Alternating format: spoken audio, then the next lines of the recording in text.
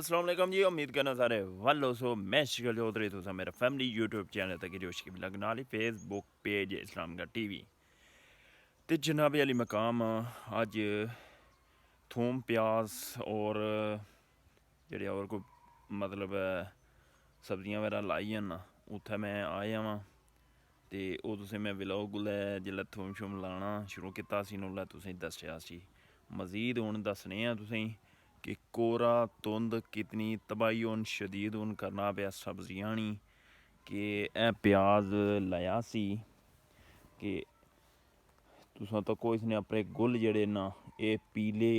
जर्द होए न पानी बेशक लो लेकिन अप्परू पेनी ऐ धुंध अप्परू असां ओह् जेह्ड़ी लब्भनी नी ओह् छतरी नमा सब्र जी ओह् तरपाली जी लभनी ऐ ओह् तां लगी को नी ते जनाब अली मकाम तुसां बाहूबी तक्को कि एह् प्याज़ै दियां बूटियां ने है बी प्याज़ै दियां उद्धर जेह्ड़ा ना उद्धर भी जेह्ड़ा ना प्याज है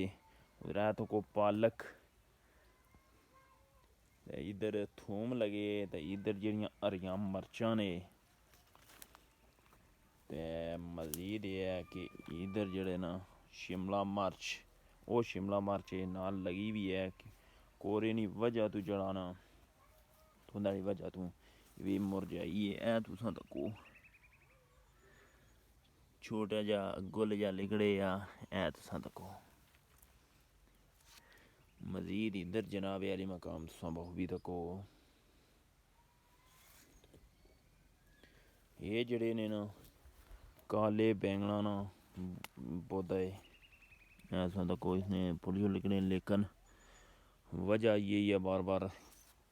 इ'यै बना पेआ कि तबाही हून शदीद हून इद्धर भी शिमला मर्च एह् बी ते उस तो बाद एह् निक्कियां पौधियां ना नहीं पता एह् केह् आखने न एह् जेह्ड़े न सारे पौधे ने जेह्ड़े एह् ने हरी मर्च ने एह् पता नहीं सुक्कना जाना वै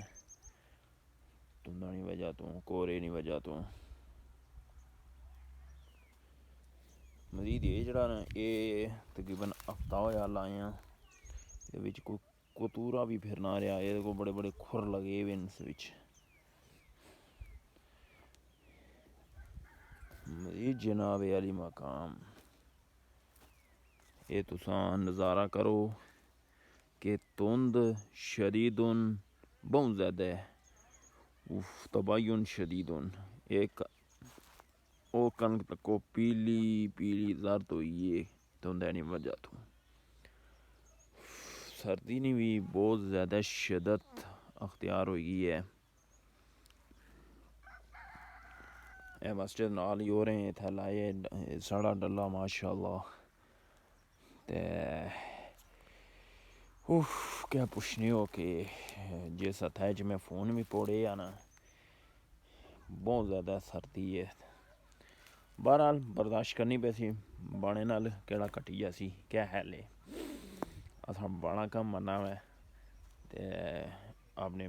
बच्चें ही ज़रूर मतलब सर्दी तो बचाओ क्योंकि ये सर्दी जेह्ड़ी है ना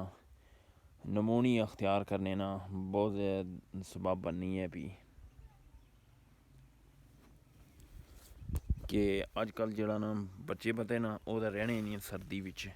कि ओह् बाहर कुदने न जिसकी वजह तो उन्नी दस्ती नमूनी पैनी है ते फिर ओह् अस्पतालां बिच कम्म खराब होन शदीद होन होई जाना तौबा तौबा तौबा तौबा हून एह् कंढा देसां अग्गै पानी लाने दा आया असां इत्थै पानी लाया इत्थै थूमै ही प्याज़ै ही ते एह् बूटियां छुटियां जेह्ड़ियां नाल लाइयां ना इन्ना ही लाया सी देसी मोल देसी कल्चर ज़ाहिर है तुसेंगी दस्सना पैना वै इस सर्दी च अग्गै पिच्छै जान बी नहीं होना ते फिर इ'यै कोड़ा कुट करना पैना देसी कल्चर ही दस्सो अवाम ही कंटैंट पेश करना होना यूट्यूब ने हवाला ही करना होना वै अग्गै वायरल करना ना करना ओह् यूट्यूब ने अख्तियार होना वै ते मज़ीद अपनियां दुआवां याद रखे अल्लाह सुने।